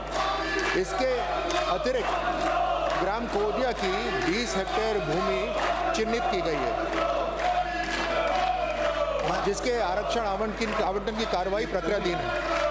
राजस्थान सरकार द्वारा विधानसभा क्षेत्र जहाजपुर के लिए मुख्यमंत्री बजट घोषणा वर्ष 25-26 में घोषित नवीन औद्योगिक क्षेत्र पीपलून हेतु ग्राम पंचायत पीपलून तहसील जहाजपुर की 31 हेक्टेयर भूमि का आवंटन जिला कलेक्टर भीलवाड़ा द्वारा दिनांक 18 फरवरी 2025 में रीको के पक्ष में किया जा चुका है। वर्तमान में औद्योगिक क्षेत्र के नियोजन का कार्य प्रक्रियाधीन है।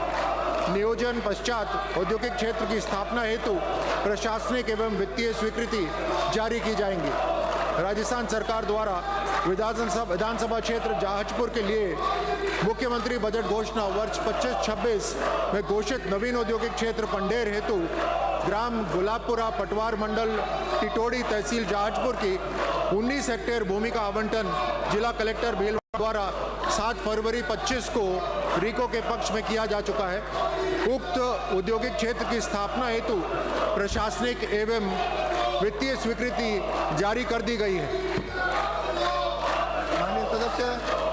अन्य अध्यक्ष महोदय, आपके माध्यम से मंत्री जी से पूछना चाहता हूं कि ग्राम रेडवास में उपयुक्त भूमि उपलब्ध होने के उपरांत भी अन्य ग्राम में भूमि आवंटन का प्रस्ताव तैयार क्यों किया गया, और ग्राम रेडवास या अन्य जगह भूमि आवंटन की प्रक्रिया कर के औद्योगिक क्षेत्र की स्थापना कब तक करवा दी जाएगी।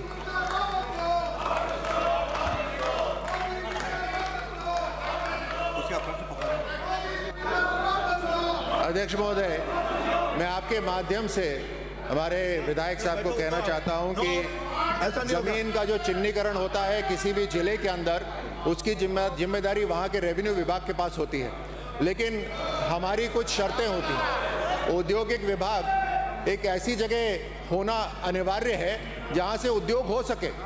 उसी के लिए रेडवास में जब जमीन नहीं पाई गई, उपयुक्त जमीन नहीं पाई गई, तो कोदिया ग्राम पंचायत के अंदर जमीन दे दी गई। मैं आपके माध्यम से हमारे विधायक साहब को ये बताना चाहता हूं कि आप काम करने की स्पीड देखिए। ये 2025-26 के अंदर ये घोषणा हुई, यानी एक ही वर्ष के अंदर हमने 3 औद्योगिक क्षेत्र के लिए काम करना शुरू करा, जिसमें कोदिया का लैंड अलॉटमेंट अभी प्रोसेस में है, पीपलून का लैंड अलॉट हो चुका है, जिसके ऊपर अभी प्लानिंग हो रही है और प्लानिंग के बाद में प्रशासनिक और वित्तीय स्वीकृति दी जाएगी। पंडेर जो तीसरा औद्योगिक क्षेत्र है, वहां पर लैंड अलॉट हो गया है, प्रशासनिक वित्तीय स्वीकृति दे दी गई है, अब वहां पर डेवलपमेंट शुरू होगा। ये तेज गति से काम हुआ है हमारी सरकार के अंदर इस पूरे औद्योगिकरण को आगे बढ़ाने के लिए। अध्यक्ष महोदय, मैं आपके माध्यम से राजस्थान के लोकप्रिय मुख्यमंत्री भजन लाल जी, मैं आपकी मार्फत राजस्थान के सदन में जिस तरह का व्यवहार कांग्रेस पार्टी की ओर से किया जा रहा है, स्मार्ट मीटर की योजना इनके कार्यकाल में इन्होंने शुरू की और आज बिना किसी कारण के मंत्री जी का पूरा जवाब नहीं सुनना चाहते हैं और सिर्फ बनावटी घड़ियाली आंसू बहाकर अपने ही दोस्त को छिपा करके ये बेईमानी करना, ये कांग्रेस की फितरत में हो गया है। इसलिए हम इसको कंडेम करते हैं। अगला प्रश्न है कि रोहित बोहरा। माननीय अध्यक्ष महोदय, अब हो गया अगला प्रश्न। माननीय अध्यक्ष महोदय, आपके माध्यम से आप बहिर्गमन कर रहे हो राजस्थान के लोकप्रिय मुख्यमंत्री जी और हमारे मंत्री जी को। अरे प्रश्न अध्यक्ष जी, ये परिपाटी गलत है। हम बहिर्गमन करते हैं तो पीछे से चोरों की तरह बात करते हो। सामने बात करो, सामने बोलो। जाने के बाद में बोलते हो, जाने के बाद बोलते हो। हिम्मत है तो सामने बोलो। हिम्मत नहीं है तुम्हारी फेस करने की, हिम्मत नहीं है विधानसभा को फेस करने की, विधानसभा को फेस करने की हिम्मत सीखो। चोरों की तरह और रखा है, विधानसभा का मजाक बना रखा है। हम बाहर चले जाए तो पीछे से बोलते हो, सामने जवाब दो, सामने पता चल जाएगा ये सरकार 2 साल से कैसी चल रही है। पता चल जाएगा आपकी सरकार को। यानी संसदीय मंत्री खड़ा होकर बोलता है 2022 में राजस्थान में स्मार्ट मीटर की योजना कांग्रेस सरकार ने लागू करी थी। आपकी बनाई हुई योजना आपने लागू करी थी और बड़े शर्म की बात है कि आपकी बनाई हुई योजना के बारे में आप बहिर्गमन कर रहे हो। बेशर्मों की सरकार है, बेशर्मों की।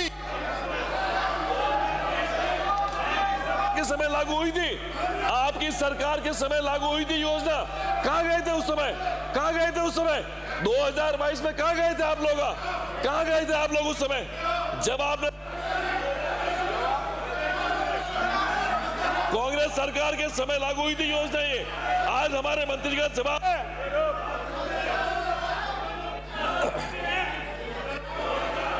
अगला प्रश्न है कि ललित मीणा। प्रश्न संख्या 12। माननीय मंत्री जी, प्रश्न संख्या 12। अध्यक्ष महोदय, मैं लीडर ऑफ ऑपोजिशन जूली साहब, जब आप यहाँ से गए तो ये उम्मीद तो नहीं कर सकते ना कि सदन चुप रहेगा। हम तो अपनी बात रख रहे थे, लेकिन आप मैदान छोड़ के चले गए थे। अगर आप यहाँ रहते तो आपके सामने बात होती। इसमें जब ये लागू हुई थी कांग्रेस सरकार के समय, जूली जी शामिल थे उसमें, मंत्रिमंडल में आप भी शामिल थे इस योजना को लागू करने में। कांग्रेस सरकार के समय जूली जी आप भी मंत्रिमंडल में शामिल थे।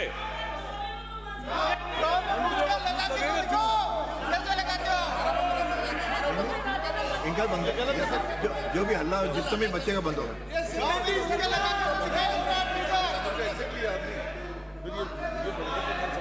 पूछ। माननीय मंत्री जी। माननीय अध्यक्ष महोदय, मैं ये पूरे प्रदेश का मामला है। मैं माननीय मंत्री महोदय से पूछना चाहूँगा कि प्रश्न क्रमांक, अच्छा हो गया, 11 हो चुका। मैंने बुलाया था, नहीं हुआ था, यही हो गया। मैंने बोले नहीं तो मैंने बताया मिनट से अब नहीं होगा। अब ऐसे ही टाइम हो रहा है। किसका जवाब दूं? 11 का दूं, 12 का दूं? गोपी चंद जी, हो गया। माननीय अध्यक्ष महोदय, मैं क्वेश्चन पूछना चाहूंगा। तो जो अगला हो गया क्रमांक खंड 3 में, माननीय अध्यक्ष महोदय, मैं ये पूछना चाहूंगा कि LRTPP के नियम 70(3) में स्पष्ट ये आदेश है कि मैंने बोला है, उप पंजीयन निश्चित करेगी सरकार। बोली की कीमतों और उचित अपेक्षित गुणवत्ता के प्रति सुसंगत है।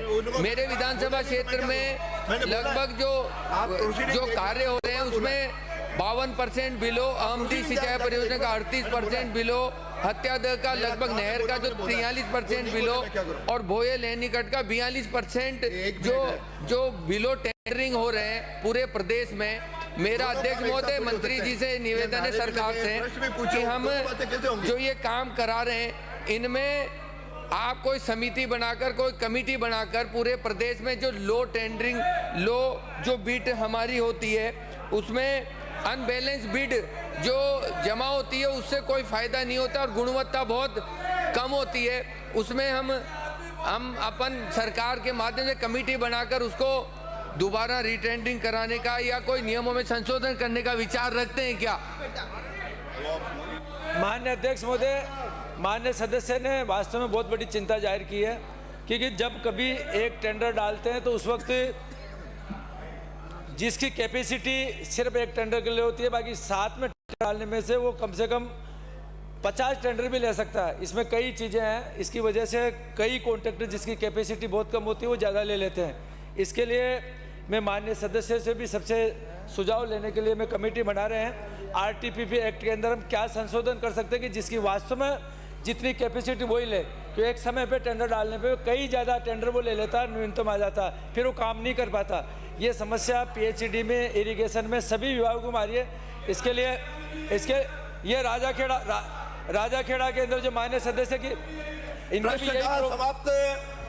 भी यही प्रॉब्लम है, इसके लिए हम कानून बना रहे हैं। प्रश्न का माननीय सदस्य, प्रश्न का समाप्त। स्थगन प्रस्ताव पर व्यवस्था। मुझे माननीय सदस्यों को सूचित करना है कि निम्नलिखित स्थगन प्रस्ताव की सूचना प्राप्त हुई है। एक, बीच में नहीं बोलेंगे, आसन पांव पे बिराजिए, वहीं बैठो। श्री रामनिवास गावड़िया सदस्य की ओर से विधानसभा क्षेत्र पर्वतसर निवासी सूबेदार के लापता होने से उत्पन्न स्थिति के संबंध में। श्रीमती रमीला खड़िया सदस्य की ओर से विधानसभा क्षेत्र कुशलगढ़ में ट्रोमा सेंटर का निर्माण नहीं होने से उत्पन्न स्थिति के संबंध में। श्री मनोज कुमार सादुलपुर सदस्य की ओर से प्रदेश में एसआई भर्ती रद्द किए जाने से उत्पन्न स्थिति के संबंध में। श्री रविंद्र सिंह भाटी सदस्य की ओर से पश्चिमी सीमावर्ती क्षेत्रों में मूलभूत सुविधाओं के अभाव से उत्पन्न स्थिति के संबंध में। श्री अमित चाचाण सदस्य की ओर से विधानसभा क्षेत्र नोहर में विद्युत समस्याओं का समाधान नहीं किए जाने से उत्पन्न स्थिति के संबंध में। श्री गणेश राज बंसल सदस्य की ओर से प्रदेश में धानका जाति की भांति ही अनुसूचित जनजाति में सम्मिलित नहीं किए जाने से उत्पन्न स्थिति के संबंध में। डॉक्टर शिखा भील बराला सदस्य की ओर से सामोद वीर हनुमान मंदिर क्षेत्र में मोबाइल टावर स्थापित नहीं किए जाने से उत्पन्न स्थिति के संबंध में। श्री डूंगर राम गेदर सदस्य की ओर से नगर पालिका सूरतगढ़ द्वारा नियम विरुद्ध तरीके से भूमि आवंटन किए जाने से उत्पन्न स्थिति के संबंध में। श्री मोतीराम सदस्य की ओर से माउंट आबू और आबू रोड में बढ़ रही आपराधिक गतिविधियों पर अंकुश नहीं लगाए जाने से उत्पन्न स्थिति के संबंध में। श्री ललित यादव सदस्य की ओर से मुंडावर पंचायत समिति द्वारा राजकीय धन के दुरुपयोग से उत्पन्न स्थिति के संबंध में। श्री पितराम सिंह काला सदस्य की ओर से विधानसभा क्षेत्र पिलानी में राजकीय विद्यालयों के भवन निर्माण हेतु बजट आवंटन न होने से उत्पन्न स्थिति के संबंध में। श्री पूसाराम गोदारा सदस्य की ओर से चूरू जिले में अतिवृष्टि से हुए नुकसान से उत्पन्न स्थिति के संबंध में। श्री घनश्याम सदस्य की ओर से विधानसभा क्षेत्र टोडा भीम में अतिवृष्टि से हुए नुकसान से उत्पन्न स्थिति के संबंध में। श्री लक्ष्मण सदस्य की ओर से प्रदेश में अतिवृष्टि से हुए नुकसान से उत्पन्न स्थिति के संबंध में। उपरोक्त प्रस्ताव ऐसे नहीं है कि सदन की पूर्व निर्धारित कार्रवाई को रोककर इन पर विचार किया जाए, अतः इन पर अनुमति देने में असमर्थ हूँ। श्री पुष्कला डांगी सदस्य की ओर से डबोक थाना क्षेत्र में 8 वर्षीय बालिका के साथ दुष्कर्म से उत्पन्न स्थिति के संबंध में। श्री मनोज कुमार सुजानगढ़ सदस्य की ओर से गत दिनों अतिवृष्टि से सुजानगढ़ शहर में हुए नुकसान एवं जल भराव से उत्पन्न स्थिति के संबंध में। श्री सुरेश गुर्जर सदस्य की ओर से झालावाड़ जिले के पिपलोदी गांव में राजकीय विद्यालय की छत गिरने से उत्पन्न स्थिति के संबंध में। श्री थावरचंद सदस्य की ओर से धरियावाद उदयपुर मार्ग पर वाकली पुलिया से मायदा घाट सेक्शन तक होने वाली दुर्घटनाओं से उत्पन्न स्थिति के संबंध में। उपरोक्त प्रस्ताव भी ऐसे नहीं है कि सदन की पूर्व निर्धारित कार्रवाई को रोककर इन पर विचार किया जाए, अतः अनुमति देने में असमर्थ हूँ।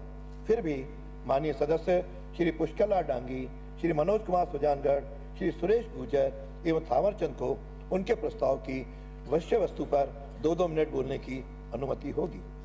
प्रक्रिया के नियम 295 के अंतर्गत प्राप्त सूचनाएं। श्री विद्याधर सिंह सदस्य की ओर से विधानसभा क्षेत्र फुलेरा में बजट आवंटन उपरांत भी उप जिला चिकित्सालय फुलेरा के भवन का निर्माण पूर्ण न होने के संबंध में श्री बहादुर सिंह सदस्य की ओर से विधानसभा क्षेत्र वैर की ग्राम पंचायत बाछरैन तथा पिदावली की विद्युत समस्याओं का निराकरण किए जाने के संबंध में श्रीमती रमीला खड़िया सदस्य की ओर से प्रदेश में परिवार के बिना सहमति के होने वाले विवाहों को रोकने हेतु कानूनी प्रावधान किए जाने के संबंध में श्री रामनिवास कावड़िया सदस्य की ओर से नागौर जिले में अतिवृष्टि से किसानों एवं आमजन को हुए नुकसान का सर्वे कराकर तत्काल राहत प्रदान किए जाने के संबंध में श्री हरि सिंह रावत सदस्य की ओर से विधानसभा क्षेत्र भीम में चंबल परियोजना के सुगम संचालन हेतु परियोजना खंड आसीन के कार्यालय को उपखंड भीम में स्थानांतरित किए जाने के संबंध में श्री डूंगराम गेदर सदस्य की ओर से इंदिरा गांधी नहर परियोजना में किसानों की आवश्यकता के अनुरूप जल प्रवाह बनाए रखने के संबंध में श्री आदुराम मेघवाल सदस्य की ओर से विधानसभा क्षेत्र चौटन में निवासरत पाक विस्थापितों को आवासीय भूखंड एवं मूलभूत सुविधाएं उपलब्ध कराए जाने के संबंध में श्री मनीष यादव सदस्य की ओर से प्रदेश में बिजली के स्मार्ट मीटरों पर तत्काल रोक लगाकर प्रकरण की जांच किए जाने के संबंध में श्री अजय सिंह सदस्य की ओर से डेगाना मेड़ता एवं जायल के किसानों की समस्याओं का समाधान किए जाने के संबंध में श्री छोटू सिंह सदस्य की ओर से उप निवेशन विभाग द्वारा जारी नोटिफिकेशन दिनांक 11 अगस्त 25 को निरस्त किए जाने के संबंध में श्री पूसाराम गोदारा सदस्य की ओर से विधानसभा क्षेत्र रतनगढ़ मुख्यालय पर कृषि उपज मंडी कार्यालय एवं कृषि मंडी यार्ड हेतु भूमि आवंटन किए जाने के संबंध में श्री अशोक कुमार कोठारी सदस्य की ओर से प्रदेश में शहरी निकायों के चेयरमैन ऑब्लिक मेयर का निर्वाचन प्रत्यक्ष मतदान द्वारा कराए जाने के संबंध में श्री चेतन पटेल कोलाना सदस्य की ओर से विधानसभा क्षेत्र पीपलदा में अतिवृष्टि प्रभावितों का सर्वे कराकर तत्काल सहायता उपलब्ध करवाए जाने के संबंध में श्री सुखवंत सिंह सदस्य की ओर से विधानसभा क्षेत्र रामगढ़ कस्बे हेतु ड्रेनेज सिस्टम स्वीकृत कराने के संबंध में श्री गणेश राज बंसल सदस्य की ओर से हनुमानगढ़ जिले में बढ़ते अपराधों को देखते हुए आर्म्स लाइसेंस प्रक्रिया का सरलीकरण किए जाने के संबंध में माननीय सदस्यों को उनके द्वारा दी गई सूचना को पढ़ने की अनुमति होगी। शलाका द्वारा चयनित सदस्य सूची पर्ची दिनांक 3 सितंबर 2025 को शून्यकाल में बोलने के लिए 48 पर्चियां प्राप्त हुई, जिनमें से शलाका द्वारा 4 पर्चियां चयनित की गईं, जो निम्नानुसार है। श्री गोविंद प्रसाद खरीफ की फसल खराबा के संबंध में श्री छगन सिंह राजपुरोहित जवाई बांध में पानी की आवक को देखते हुए फाटक खोलकर पानी जवाई नदी में छोड़ने के संबंध में श्री धर्मपाल विधानसभा क्षेत्र खेतड़ी के जसरापुर गांव में पुलिस चौकी के स्थापना के संबंध में श्री चंद्रभान सिंह चौहान चित्तौड़गढ़ जिले में स्थित विभिन्न सीमेंट की फैक्ट्रियों एवं कारखानों में स्थानीय युवाओं को रोजगार में भागीदारी नहीं होने की उत्पन्न स्थिति के संबंध में माननीय सदस्य श्री पुष्कर लाल डांगी।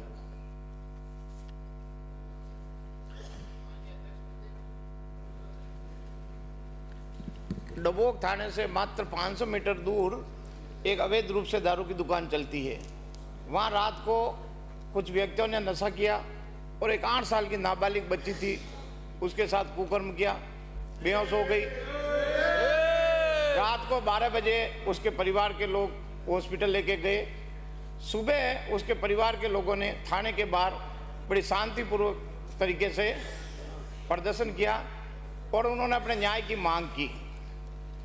तो 1 बजे तक कोई प्रशासन ने जवाब नहीं दिया।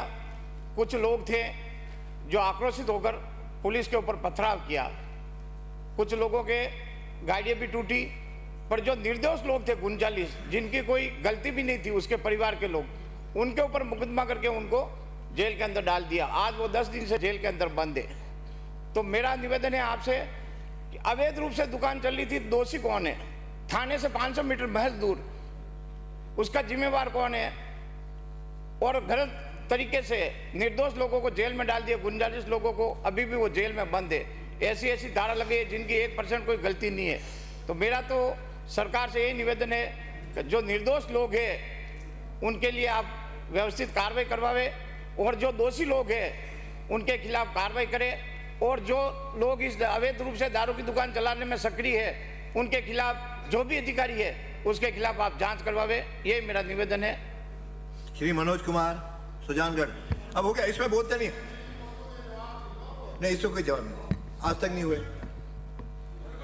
धन्यवाद अध्यक्ष महोदय। नई व्यवस्था सोचेंगे आप लोग। अभी जिस तरह से पूरे प्रदेश में अतिवृष्टि हो रही है उसी क्रम में सुजानगढ़ शहर के अंदर 23-24 अगस्त को 2 दिन बड़ी भारी बरसात हुई और उस भारी बरसात में नुकसान कितना हुआ है इसका अंदाजा इससे लगा सकते हैं कि FCI गोदाम जो सरकारी गोदाम है वो 7 फीट पानी से अभी भी 10 दिन के बाद भरा पड़ा है। 1,80,000 गेहूं की बोरियां उसमें पानी में डूबी हुई है। गरीबों का वो गेहूं सड़ने की स्थिति में आ गया है, पूरी तरह से पूरा शहर बदबू मार रहा है, बीमारियां फैलने की आशंका हुई है, पर FCI अभी तक उस गेहूं को बाहर निकालने की स्थिति में नहीं हुई है। ऐसी जबरदस्त बारिश हुई है, आप अंदाजा लगा सकते हैं। और उस बारिश के कारण 10 दिन बाद भी गर्ल्स कॉलेज 6-6 फीट पानी से भरा पड़ा है, स्कूलें पानी से भरी पड़ी है और अभी तक पानी निकासी के नाम पर कुछ नहीं हो रहा है। सिर्फ नगर परिषद अपने कोई संसाधन लगाकर कर रही है। आपदा विभाग अभी तक पूरी चेता नहीं है कि आज 10 दिन हो गए कि किस हालत में उस शहर की स्थिति है, कैसे वहां लोग अब जीने के, क्योंकि बीमारियां फैलने वाली है। 1,80,000 बोरी गेहूं सड़ रहा है जिसको नहीं निकाला जाता। आप जरूर होगा कि कितनी दुर्गंध उस गेहूं की पूरे शहर में फैलने वाली है। इतनी जबरदस्त आपदा हुई है, पर निकासी के लिए न तो कोई जयपुर की टीम पहुंची है, न कोई मंत्री वहां, न कोई और अधिकारी वो देखने का आया है कि क्या स्थिति शहर में हो रही है अतिवृष्टि की। पानी निकासी हो नहीं पा रही है, संसाधन लगाए नहीं जा रहे, बार बार मांग के बावजूद नहीं लगाए जा रहे। इसलिए मेरी सरकार से मांग है कि तुरंत सरकार एक्शन ले, पहले शहर का पूरा पानी निकाले, उसके बाद में जो 80 करोड़ की ड्रेनेज योजना उस शहर के लिए स्वीकृत हुई है, 3 साल पहले स्वीकृत हो गई, 25 करोड़ के टेंडर हो गए, वर्क ऑर्डर हो गए, पर उसका वर्क ऑर्डर को दिया नहीं जा रहा है। अगर वो समय पर वर्क ऑर्डर दे देते तो आज शहर में ड्रेनेज का काम हो चुका होता और ये इस तरह की जो जल भराव की समस्या है वो नहीं होती। सिर्फ समीक्षा के नाम पर जो 6 महीने के लिए रोका रहा था, आज 2 साल सरकार को बनने के आ रहे हैं, पर अभी तक वर्क ऑर्डर देकर उस ड्रेनेज समस्या का निस्तारण नहीं किया गया। और ये समस्या पूरे प्रदेश में जिस तरह से अतिवृष्टि हुई है, हो रही है, इसलिए सरकार को तुरंत पूरे प्रदेश में गिरदावरी करानी चाहिए और जो किसानों को नुकसान खराबा अतिवृष्टि के हुआ है उसके लिए तुरंत गिरदावरी कराकर उसका एक राहत दे ताकि मुआवजा समय पर मिल सके। धन्यवाद। श्री सुरेश गुर्जर। धन्यवाद अध्यक्ष महोदय। झालावाड़ जिले की मनोर थाना तहसील के पिपलौदी गांव में 25 जुलाई 2025 को एक सरकारी स्कूल भवन की छत गिरने से 7 बच्चों की दुखद मृत्यु हो गई और 21 बच्चे घायल हो गए। ये घटना इस घटना ने पूरे प्रदेश को झकझोर के रख दिया है। ये हादसा शिक्षा विभाग की लापरवाही का परिणाम है, क्योंकि स्कूल की इमारत कई वर्षों से जर्जर थी। गांव वाले लंबे समय से स्कूल भवन की मरम्मत की वहां के स्थानीय प्रशासन से मांग कर रहे थे। और आश्चर्य की बात यह है कि शिक्षा विभाग के विद्यालय की सूची में इस स्कूल का नाम सम्मिलित नहीं है। प्रदेश में 7 बच्चों ने अपनी जान गंवा दी। झालावाड़ जिले सहित पूरे प्रदेश की जनता ने व्यवस्था के प्रति गहरा आक्रोश व्यक्त किया है। प्रदेश के मुख्यमंत्री और शिक्षा मंत्री ने वहां जाने का साहस तक नहीं जुटा पाए। और तो और यहाँ हमारे शिक्षा मंत्री घटना स्थल पे तो नहीं पहुंचे और हॉस्पिटल में एक प्राइवेट गाड़ी में चुपके से मध्य प्रदेश के रास्ते से पहुंचे। ये हमारे लिए शर्म की बात है। स्कूल की छत गिरना एक दुर्घटना नहीं बल्कि हमारी व्यवस्था की पोल खोलने वाली सच्चाई है जो हमारी आंखें खोल देती है। इसके लिए में मासूम बच्चों को बलिदान देना पड़ा। छत गिरने के बाद वहां के प्रशासन ने विद्यालय भवन को क्षतिग्रस्त कर दिया गया। इससे भ्रष्टाचार के मलबे की चादर डल जाए, इसके लिए कृत्य जनमानस को कई शंकाएं पैदा करता है। इस हादसे में सरकार ने मृतक बच्चों को मात्र 10 लाख रुपए दिए। सरकार से मेरी मांग है कि इतना सेंसिटिव इशू है, इतना सेंसिटिव इशू है, 7 बच्चे मर गए, मंत्री जी बात कर रहे हैं। इससे और ज्यादा क्या होगा? ये हादसा नहीं, हत्या है, ये सिस्टम की हुई हत्या है, ये बच्चों की जान लेने वाला आप हो। आप लोगों को श्री थावरचंद बोलो, श्री थावरचंद। धन्यवाद अध्यक्ष महोदय। मेरी विधानसभा के नजदीक दरियावत से उदयपुर मार्ग पड़ता है। इस दरियावत से उदयपुर मार्ग पर वाकली पुल से धार माहिदा एक घाट सेक्शन बना हुआ है। इस घाट सेक्शन के ऊपर जब भी कोई राहगीर अनजाने में गुजरता है या जब भी कोई व्यक्ति वहां से गुजरता है, हर महीने के अंदर लगभग 4 से 5 मौतों का आंकड़ा है। ये मौतों का आंकड़ा लगातार बढ़ता है और लगातार गंभीर दुर्घटनाएं होती है। इसको देखते हुए पूर्व में प्रशासन और सरकारों ने बजट स्वीकृत किया था। आनन फानन में उसका टेंडर होता है और आनन फानन में टेंडर होने के बाद में इस बजट को खर्च करने के बाद में वहाँ के कर्मचारियों की भारी लापरवाही होती है और मौतों का घटना रुकती नहीं है।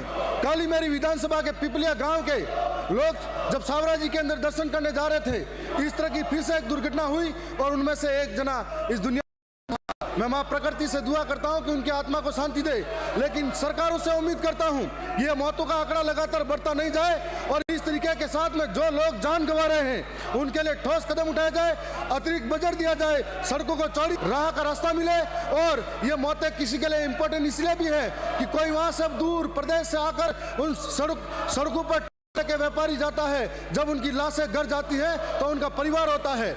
इसलिए सरकार इसको गंभीरता से पुनः बजट जारी करे और इस बार सरकार पूर्ण पारदर्शिता के साथ में उसको इस्तेमाल कराए। धन्यवाद। श्री विद्याधर सिंह, श्री बहादुर सिंह, अब हो गया। श्री बहादुर सिंह, श्री रमीला, श्रीमती रमीला खड़िया। ऐसे थोड़ी हो ये, इस वातावरण में तो या तो पार्टी के साथ रहो। श्री रमीला खड़िया, श्रीमती रमीला खड़िया, श्री रामनिवास गावड़िया, श्री रामनिवास गावड़िया, श्री हरि सिंह रावत, माननीय अध्यक्ष महोदय, आपने मुझे राजस्थान विधानसभा प्रक्रिया एवं कार्य संचालन नियम 295 के बोलने का अवसर दिया, उसके लिए धन्यवाद। ये नहीं होगा। मैं आपके माध्यम से प्रोफेसर सहित दोनों में से एक जगह दोनों काम नहीं हो सकते।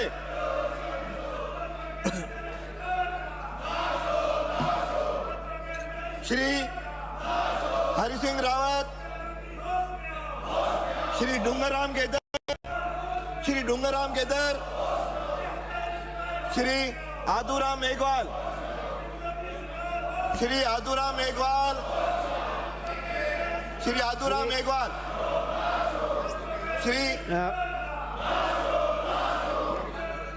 राजस्थान विधानसभा प्रक्रिया तथा नारे भी कार्य संचालन नियम 295 के तहत विशेष कांग्रेस दल के हो उल्लेख प्रस्ताव राजस्थान विधानसभा क्षेत्र में विगत लंबे समय से निवासरत परिवारों को एक ही दल के आवास भूखंड या किए जाने के संबंध में इनके साथ रहोगे।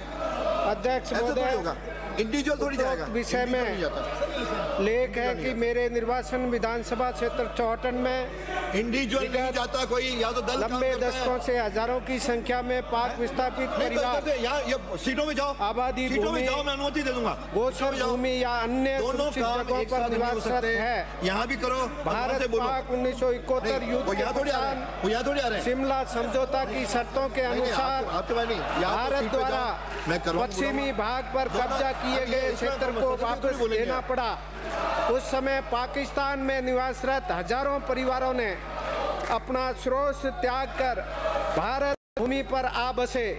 यहाँ उनके तत्कालीन सरकार द्वारा कैंपों में रखते हुए सहयोग भी प्रदान किया गया। प्रदेश में माननीय मुख्यमंत्री श्री भैरू सिंह शेखावत जी की भाजपा सरकार द्वारा प्रथम बार एक सामान्य आदेश निकाला गया कि प्रदेश में पाक विस्थापित परिवार जहां जिस जगह पर निवासरत है उन्हें बेदखल नहीं किया जाए। सीमावर्ती क्षेत्र में वर्तमान में पाक विस्थापित परिवारों की संख्या में निरंतर वृद्धि हो रही है।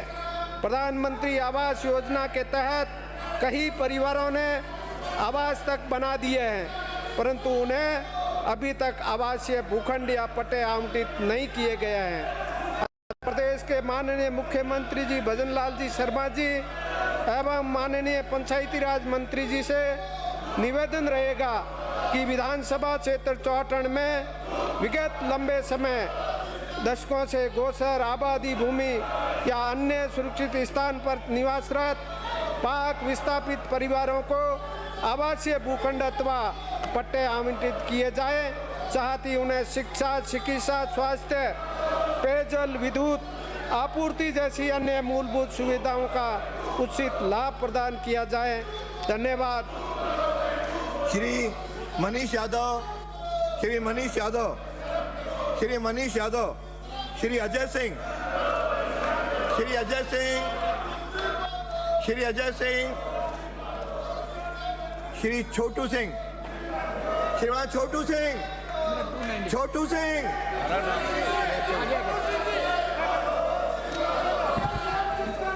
माननीय अध्यक्ष महोदय, नियम 295 के अंतर्गत जैसलमेर में भूमिहीन आवेदकों को विशेष नीलामी दरों से भी अधिक मूल्य पर भूमि आवंटन के लिए उपनिवेशन विभाग द्वारा जारी नोटिफिकेशन दिनांक 11/8/2025 को निरस्त करने के संबंध में महोदय जी, जैसलमेर जिले के स्थानीय भूमिहीन लोगों को द्वारा वर्ष 2004 में सामान्य आवंटन हेतु आवेदन पत्र जमा किए।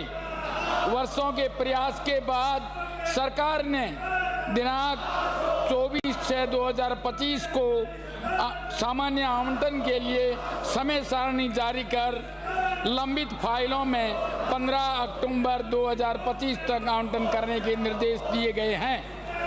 ऐसे जैसे ही यह प्रक्रिया शुरू हुई, सरकार की उपनिवेशन विभाग द्वारा नोटिफिकेशन दिनांक 11/8/2025 जारी कर सामान्य आवंटन के लिए भूमि की दरों में असाधारण बढ़ोतरी कर उसे डीएलसी दर के अनुसार तय किया गया। एक मुरबे की कीमत 1 लाख से बढ़ाकर 12 से 35 लाख तक कर दी। जहां पहले प्रति बीघा 4,000 रुपये कीमत थी, वह बढ़ाकर 50,000 से लेकर 1,50,000 रुपये की प्रति बीघा कर दी है। अर्थात कीमतों में 1200 से लेकर 3500% तक बढ़ोतरी कर कीमत विशेष और नीलामी श्रेणी से भी अधिक कर दी गई है। इसमें किसी जनप्रतिनिधि से राय नहीं ली गई। अधिकारियों ने मंत्री जी को भी अंधेरे में रखा। स्थानीय लोगों के साथ इतना बड़ा जुल्म आज तक किसी ने नहीं किया।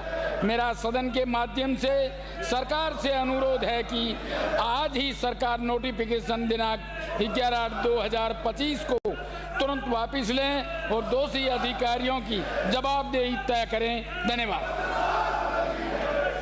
श्री पूसाराम गोदारा, श्री पूसाराम गोदारा, श्री अशोक कुमार कोठारी। आभार अध्यक्ष महोदय। राजस्थान विधानसभा के प्रक्रिया एवं कार्य संचालन संबंधी नियमों के नियम 295 के तहत विशेष उल्लेख प्रस्ताव चेयरपर्सन मेयर के चुनाव प्रत्यक्ष जनता द्वारा कराए जाने के संबंध में अध्यक्ष महोदय, देश के लगभग सभी प्रदेशों में चेयरपर्सन मेयर का चुनाव सीधे जनता के द्वारा लोकतांत्रिक पद्धति से होता है, जिससे पारदर्शिता के साथ साथ जन भावना का सम्मान और स्वच्छ छवि के व्यक्तित्व का चयन होता है। राजस्थान में चेयरपर्सन मेयर का चुनाव पार्षदों के माध्यम से होता है, जो लोकतांत्रिक पद्धति के अनुकूल नहीं है। कई बार बहुमत नहीं मिलने पर दलगत राजनीति के साथ साथ धन बल, भुजबल के प्रयोग से ऐसे व्यक्ति उस पद पर आसीन हो जाते हैं जो जनता की लोकप्रियता को किनारे कर निज हितों को प्राथमिकता देने वाले होते हैं, जो कि भ्रष्टाचार को इंगित करता है। इस प्रक्रिया में जनता अपने आप को ठगा सा महसूस करती है, जो लोकतंत्र प्रक्रिया के विपरीत है। लोकतंत्र का असली मतलब है सरकार जनता की हो, जनता के लिए काम करे, जनता के द्वारा चुनी जाए। ये सच्चा लोकतंत्र है, जहां नागरिकों की आवाज मायने रखती है। दल का फायदा समझने वाले को यह भी समझना चाहिए कि पार्षदों के माध्यम से अपना चेयरपर्सन मेयर लाकर तब अधिक बदनाम होते हैं, जब अपने चयन में खर्च किए धन की वसूली के दुष्चक्र का शिकार होते ही जनता की स्थानीय निकाय लूट खसोट के केंद्र में तब्दील हो जाती है। जनता के प्रत्यक्ष मतदान से चुने गए चेयरमैन मेयर जनता के प्रति जवाबदेहिता रखेंगे। अतः अध्यक्ष महोदय, आपके माध्यम से सरकार से आग्रह है कि देश के अधिकांश राज्यों की तरह राजस्थान में भी शहर निकायों में चेयरमैन मेयर के चुनाव सीधे जनता के माध्यम से प्रत्यक्ष मतदान द्वारा कराया जाए। धन्यवाद। श्री चेतन पटेल। श्री चेतन पटेल। अध्यक्ष महोदय, मैं राजस्थान विधानसभा की प्रक्रिया तथा कार्य संचालन संबंधी नियम 295 माननीय अध्यक्ष महोदय, प्रक्रिया के नियम 295 के तहत विशेष उल्लेख प्रस्ताव। यहाँ खड़ा था अभी। रामगढ़ विधानसभा क्षेत्र के रामगढ़ कस्बे में। अरे बैठो बैठो। चेतन पटेल। चेतन पटेल। राजस्थान विधानसभा की प्रक्रिया तथा कार्य संचालन संबंधी नियम 295 के तहत सदन का ध्यान आकर्षित कर निवेदन करना चाहता हूं कि पीपलदा विधानसभा क्षेत्र की समस्याओं से आपके माध्यम से अवगत करवाना चाहता हूं कि पीपलदा विधानसभा क्षेत्र पूर्ण रूपेण किसानी पर निर्भर है। इस क्षेत्र में वर्ष 2024 से भी अधिक खराबा हुआ है। इस वर्ष 2025 में हुआ है। वर्ष 2024 में फसल खराबे व मकान क्षतिग्रस्त होने की स्थिति को आपदा प्रबंधन मंत्री ने सदन में भी कि पीपलदा विधानसभा क्षेत्र में 35% से अधिक को मुआवजा देने बात कही है, परंतु अनेक किसान इस मुआवजे से आज भी वंचित है एवं वर्ष 2025 में भी 35% से अधिक फसल का किसानों को नुकसान हुआ है, जिससे उत्पन्न स्थिति में अनेक किसान तो बुआई नहीं कर पाए हैं। इनमें अनेकों किसानों द्वारा तो 2-2 बार खाद बीज व दवाई डालने के बाद भी अतिवृष्टि से फसल नष्ट हो गई एवं अनेक मकानों क्षतिग्रस्त हो गए। आपसे निवेदन है कि अतिवृष्टि से पीड़ित किसानों को फसल एवं मकान हेतु उचित मुआवजा व सहायता अतिशीघ्र दिलवाई जाए। धन्यवाद। श्री सुखवंत सिंह। श्री सुखवंत सिंह।